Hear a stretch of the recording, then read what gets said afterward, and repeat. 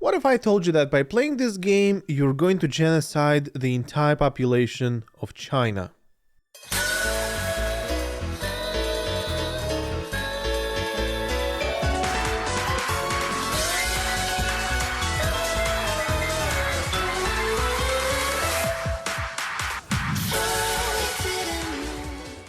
You know, my history teacher would probably say something like, none of this actually happened, and I too wish that China was real, but I don't trust anyone with a liberal arts degree in their resume, so let's roll with the review. Here's a fun disclaimer, I've never played a single game from the series.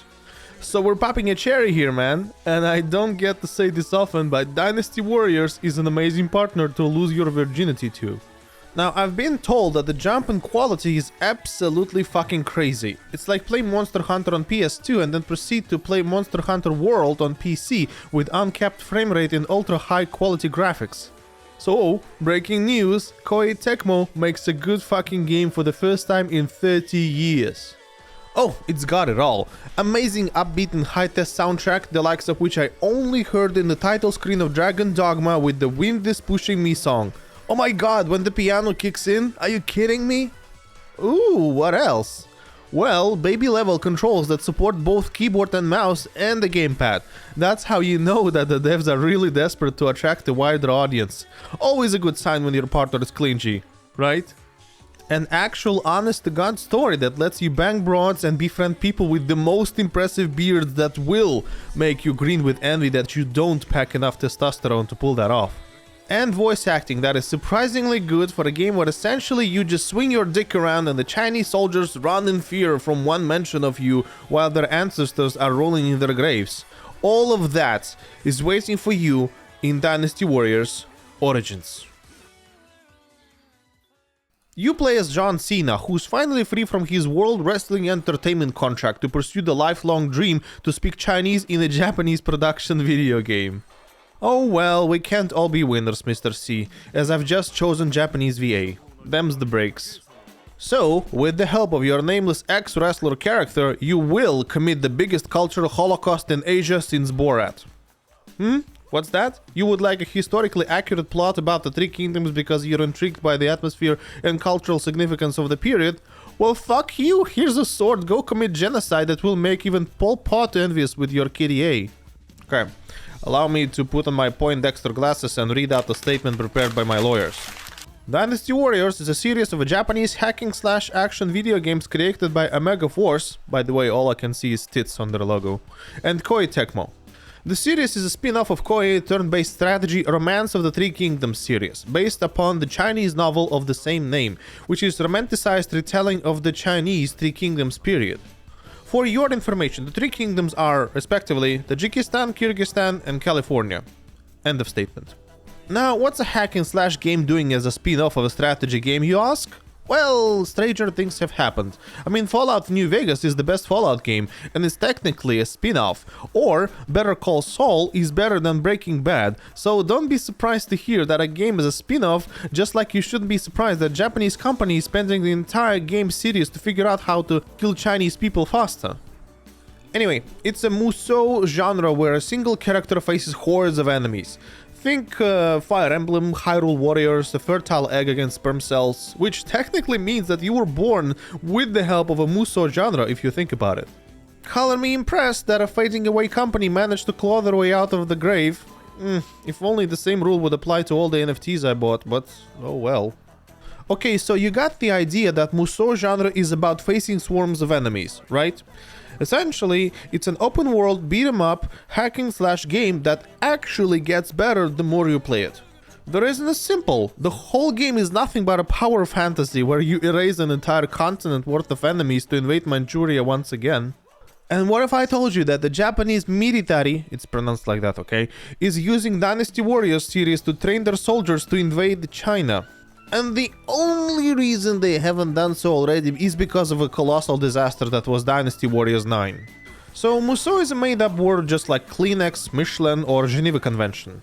Don't need to worry too much about these made-up concepts. Just know this, I may be a teeny tiny bit, endearing in this review because A, Japanese people at Koei Tecmo couldn't help but put anti-Chinese sentiment into a Musou game where you exterminate Chinese wholesale, which makes you get a stew that everyone is falling in love with. And B, Chinese don't watch YouTube. They're busy ruling the world, so I ain't afraid of losing my social credit score while Vlade posting my thoughts online about this wild interpretation of the Three Kingdoms period. And oh boy, here comes my secret weapon. You will want to buy this game after I say the following line. This game makes you feel like the main character of the movie Kung Pao Enter the Fist. There, I said it. You're the chosen one, everyone else is Wimplo, which makes them bad and not deserving any pity from you.